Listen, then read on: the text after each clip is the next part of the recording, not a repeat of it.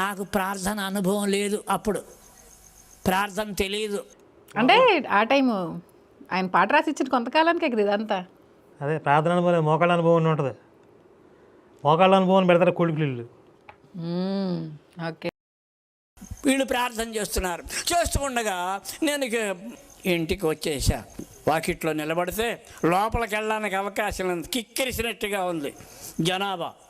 అలాంటి ఏమిటబ్బా మన ఇంట్లో ఇవాళ ఆంజనేయ స్వామి పూజ, సాయిబాబా పూజ, వెంకటేశ్వర స్వామి పూజ, కనకదుర్గమ్మదా, ఎవరిదా ఈ పూజ అని చెప్పి అనుకుంటూ ఆలోచిస్తూ ఉంటే మా అమ్మాయి ప్రార్థన చేస్తూ ఉంది వినపడుతుంది.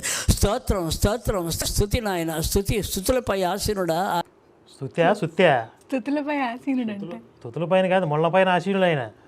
ఆరాధన గరుహుడా, గొప్ప దేవుడా, నమ్మదగిన వాడా, నీకు వందనాలు నాయన. మా నాన్న బళ్ళారని చెప్పని ప్రోగ్రాంకి వెళ్ళారా, ఆయన తిరిగి రాకుండా చూడండి. అదే అడిగింది. నాకు అంతే, అలా తెలిసిపోతాయి అంతే. హరికథకని చెప్పని తండ్రి మా నాన్న రాకోకుండా ఏదైనా అక్కడ అమ్మో ఇదేండి ఇంత దారుణంగా ఉన్నారు వీళ్ళు అసలు. అటు నుంచి అటే పంపించారు. రాకుండా అంటే ప్రోగ్రామ్ క్యాన్సిల్ అయ్యి రాకుండా చూడు అని అంతవరకే. మరి ఆ ప్రార్థన ఫెయిల్ అయింది. ఇప్పుడైతే అయిందిగా. అక్కడ అవాంఛనీయ సంఘటన జరిగితే, వర్షం వచ్చినా, ఎవరైనా చనిపోయినా, ఏదైనా కారణం చేత అక్కడ ఆగిపోయిందని చెప్పి అప్పుడప్పుడు తిరిగి వచ్చేస్తుంటాడు మా నాన్న. కనుక మా నాన్న రాకుండా మా నాన్న చుట్టూ కంచెయ్యి నాయన అని చెప్పని మా అమ్మాయి ప్రార్థన చేస్తుంది. అక్కడ నా చుట్టూ కంచెయ్యాలంట. మా అమ్మాయి ప్రార్థన అలా ఉంది. సరే, అందరూ కూడా మోకరించి ఉన్నారు. మీ బోటి అమ్మలంతా కూడా అందరూ మోకరించినటువంటి సందర్భంలో నా భార్య ప్రార్థన చేస్తుంది. తండ్రి నీకు వందనాలు, ఇన్నాళ్ళకి మాకు అవకాశం ఇచ్చావు, ఈ గృహ ప్రార్థన పెట్టుకోవడానికి మాకు ఇన్నాళ్ళకి సమయం ఇచ్చినందుకు నీకు లెక్కలేని కృతజ్ఞతాస్తుతులు చెల్లించుకుంటున్నాం. నీకు ఏమి ఇచ్చినో తీర్చుకున్నావు తండ్రి అని చెప్పి అనుకుంటూ మా ఆవిడండి ప్రార్థన చేస్తూ ఉంటే నా కూతురు కూడా మౌనంగా ఉండి ఎందుకైనా మంచిదని చెప్పిన ఒక కన్నిప్పి చూసింది మా అమ్మాయి. మీరు చూసారో చూడరో నాకు తెలవదు. మీరు చూసారా?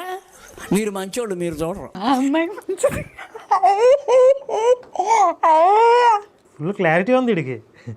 అంటే వాళ్ళకి బాగా అనుభవం ఉంది, చేసేటప్పుడు చూసుకుంటూ ఉంటారు పక్కన అని చెప్తున్నాడు. అసలు ఎంత చండాలంగా చెప్పాడు ఏంటండి, దరిద్రంగా. మనం అంటే అన్నామంటారు కానీ వాళ్ళే అనుకుంటున్నారు కదా. అంతేగా.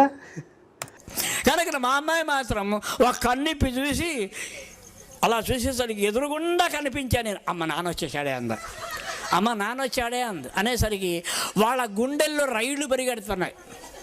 నాకు ఈ సీన్ అంతా కూడా ఏదో తేడా నాకు విజువలైజేషన్. వాళ్ళు దొంగసాటుగా చూసుకోవడం, అమ్మో వచ్చేసాడే అని సర్దుకోవడం.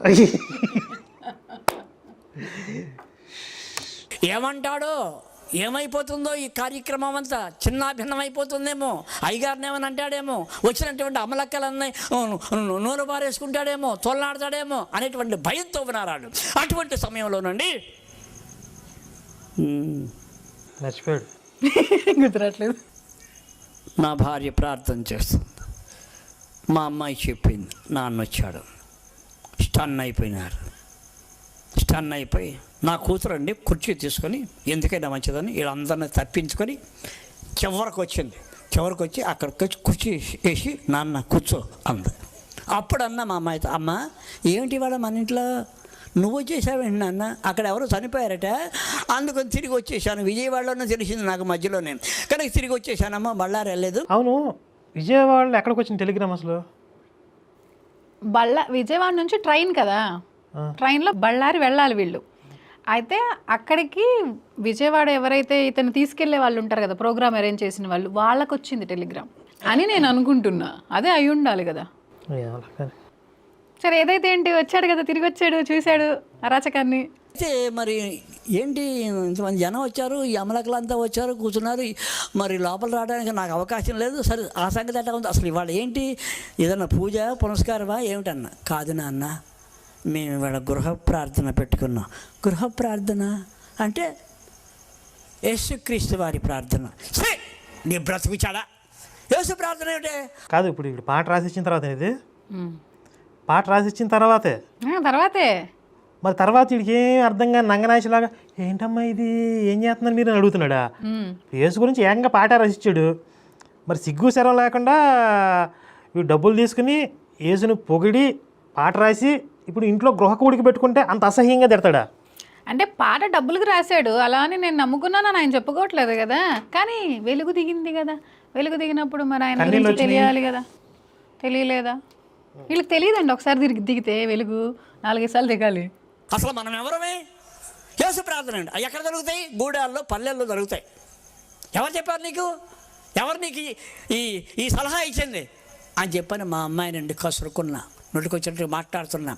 అందరూ వింటానే ఉన్నారు అమలక్కలంతా. ఈ అమలక్కలంతా అనుకుంటున్నారు ఆ పిల్ల తండ్రి ఆయనేనంట, ఆయనకి ఏసై అంటే పడదంట అమ్మ నష్టపోడికి. ఆ మహంతుడు ఎట్లా ఉందో మాడిపోయిన కూరదాకలాగా అని చెప్పి నిజమే కదా, చెప్పారు కదా ఆల్రెడీ స్టార్టింగ్లో అనిపించింది, చెప్పే కదా అని చెప్పని వీళ్ళండి నా ఇంటికి వచ్చి నన్ను తిడుతున్నారు వీళ్ళు. చూసారా వాళ్ళు ఎంత దుర్మార్గులో చెప్తున్నాడు.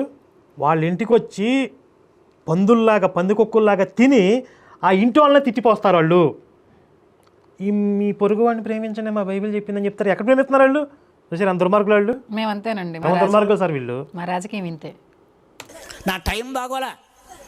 సరే వీళ్ళు ఇష్టం వచ్చినట్టు మాట్లాడుతున్నారు.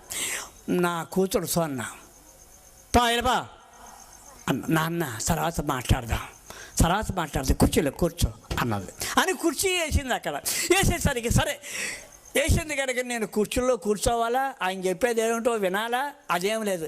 ఇది మనకు సంబంధించింది కాదు కనుక నువ్వు కుర్చీ అండి అడుదిప్పి మీరంతా ఇటు కూర్చున్నారు, నేను అడుదిప్పి కూర్చున్నా. కుర్చీలో కూర్చునేసరికి ఈ అమ్మలక్కలంతా చూస్తున్నా. ఇంకా చూడు ఎట్ట కూర్చున్నాడు, చూడు మొదలెట్టపోడు.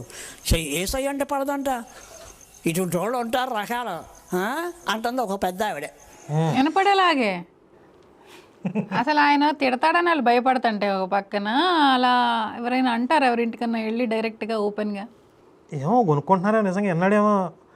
అంటే ఇప్పుడు వీళ్ళు వాళ్ళ ఆవిడతో ఏం చెప్తున్నారు, వచ్చి మీ ఆయన మొదలష్టపోడు దరిద్రుడు ఏసునొప్పకపోడు అంటే అంత చండాలుడు అని చెప్పి గొడవలు పెడతారు. మొగుడు పిల్లలు గొడవలు పెడతారు వీళ్ళు. అయ్యగారు వాక్యంలోకి వచ్చారు, ఏదేదో చెప్పారు. ఇలా మనసులో లేవు, చాలా గడిబిడిగా ఉంది. అటువంటి నేను వచ్చాను కదా అందుచేత అటువంటి సందర్భంలోనండి చివరికి వచ్చేసింది. ఏదో ప్రసాదం చేశారు, పులిహోర పళ్ళెం అక్కడ పెట్టారు. వీళ్ళు కూడా పులిహోర ప్రసాదం చేస్తారా? పులిహోర దద్దోజనం పొంగలి వడపప్పు ఇవన్నీ పెడతారనే కదా. పళ్ళెం అక్కడ పెడితే అప్పుడండి దైవజనుడు ఐనీ సంస్థ థామస్ అబ్రహాం 500 మంది సంఘానికి కాపరి, పెద్ద చర్చి. ఆ కాపరి ప్రార్థన చేస్తూ అప్పుడు అన్నాడు, పరిశుద్ధులు వినే తండ్రి జీవాధిపతి ఇంతవరకు జయకరంగా జరిపించారు, అధ్యక్షులుగా మీరే ఉన్నారని మేము నమ్ముతున్నాం. నాన్న నీకు వందనాలు. ఇదిగో ఈ గృహ యజమాని అయినటువంటి లక్ష్మణాచారి గారు విగ్రహారాధకుడై ఉండి నిజదేవుడు నిన్ను తెలుసుకోలేనటువంటి పరిస్థితిలో ఉన్నాడు. మొదలు పెట్టాడు చూసారా ఆయన అక్కడ ఉండగానే. ఇప్పుడు కూతురు మీద ఎంతమంది శంకరాభరణంలో శంకర శాస్త్రం అప్రచురాలా ఏం నువ్వు చేసి అంత రేంజ్లో అరిశాన్ని బిల్డప్ ఇచ్చాడు కదా. మరి వాడి ముందే విగ్రహారాధనని ఆరాధించే ఈ లక్ష్మణాచారి నిజదేవుడు అయిన నిన్ను అని ఆ విధంగా చెప్తున్నప్పుడు చెంపలు పగలగొట్టాలి కదా. అడిగి గొడ్డలు ఓడదీసి కొట్టుకుంటూ రోడ్డు మీద తీసుకురావాలి కదా వాడిని, పాస్టర్ గాడిని. ఏం బిగుతున్నాడు వీడు ఈ బొచ్చుగాడు. ముందు వాళ్ళ ఆవిడ్ని వాళ్ళ కూతుర్ని కొట్టాలి, తర్వాత పాస్టర్ని కొట్టాలి. అవును. కనుక మన్నించండి, క్షమించండి, నీ పాత్రగా, నీ పనిముట్టుగా, నీ వస్తువుగా వాడుకోండి. ఆయన నీ చేతికి అప్పగిస్తున్నాను, నీ గాయపడిన హస్తాల్లో భద్రపరచుకో, బహుగా వాడుకో. గాయపడిన హస్తాలు అంటే ఆ బొక్క పోవడదేకా ఏసుకి బొక్కలు కొట్టారు కదా, ఆ బొక్కలు పోవడం ఎట్లాగా ఉంటాయి. వీళ్ళు షార్ట్ ఫిల్మ్ మీద తీశారు. ఏసు చెయ్యి బొక్క ఉంది, ఇది నుంచి ఇది కనపడుతుంది వాళ్ళు చేసిన షార్ట్ ఫిల్మ్లో. అది రుజువు వాళ్ళకి. ఆయన బొక్క ఉంటేనే ఆయన వేసని అర్థం. సరే బొక్కలో దేవుడు, అసలు దేవుడికి బొక్కలు ఉన్నాయి, అవి పోవడమేక సైబల్ రాసుకోవచ్చుగా కనీసం.